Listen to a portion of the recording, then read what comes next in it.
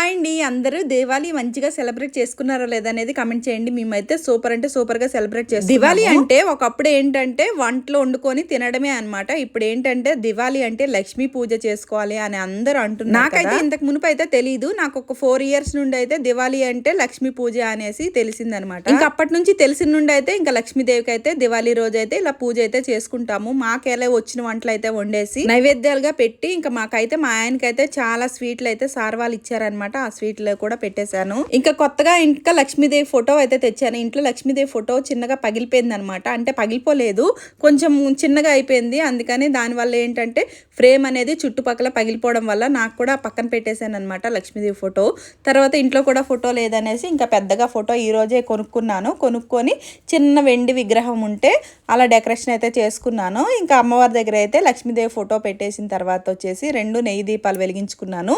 పక్కన కూడా చిన్నవి 2 నెయ్యి దీపాలు వెలిగించుకొని నైవేద్యాలుగా ఏమేమి పెట్టానో చెప్పాను. ఎవరికి ఎన్ని ఇష్టమైతే అన్ని చేసుకుంటారో, ఎన్ని చేయగలుగుతారో అన్ని చేసుకుంటారు కాబట్టి, ఎవరికి ఏవేవి ప్రసాదాలు వచ్చో అవి కూడా చేసుకొని పెడతారు కాబట్టి, నాకు ఈ విధంగా వచ్చు కాబట్టి ఇవన్నీ చేసుకున్నాను.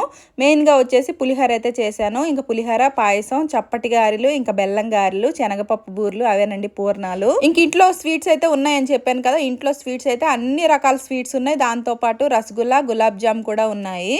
దీంతో పాటు ఇంకా ఫ్రూట్స్ కూడా పెట్టాను. అమ్మవారి దగ్గర దీపాలు వెలిగించేసి ఇంకా నైవేద్యాలలో ఇలా ప్లేట్స్తో పెట్టిన తర్వాత వచ్చేసి ఆ నెయ్యి దీపాలు, ఇంకా మట్టి దీపాలు, ఈరోజు ఖచ్చితంగా మట్టి దీపాలు దేవుడి మూల వెలిగించుకోవాలి కాబట్టి ఇంకా మట్టి దీపాలు కూడా ఒక 6 దీపాలు అయితే పెట్టాను అనమాట. పెట్టిన తర్వాత వచ్చి అన్ని దీపాలు వెలిగించేసి ఇంకా ధూపం కూడా వేసిన తర్వాత కొబ్బరికాయ కొట్టి హారతి ఇచ్చిన తర్వాత దివాళీ కాబట్టి ఇంకా క్రాకర్స్ ఉంటాయి కదా, ఇంకా కాకర పువ్వు ఒత్తి తప్పించి నేను వేరేవి కాల్చను అనమాట. నాకు ఇష్టం ఉండదంటే చిన్నప్పుడు బాగా పేల్చేదాన్ని, కానీ ఇప్పుడైతే నాకు ఇష్టం లేదనమాట.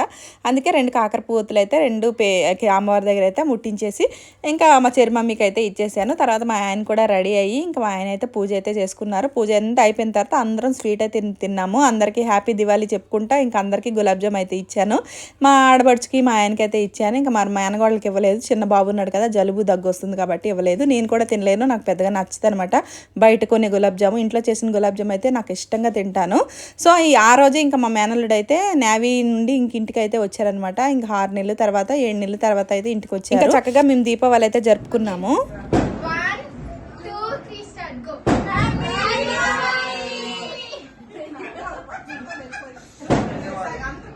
మా ఇంట్లో దివాళీ ఎంత బాగా జరుపుకున్నాం, మీరు ఎలా జరుపుకున్నారు అనేది కామెంట్ చేయండి. వీడియో నచ్చినట్టయితే లైక్ చేసి, షేర్ చేసి, సబ్స్క్రైబ్ చేసుకోండి. Bye bye.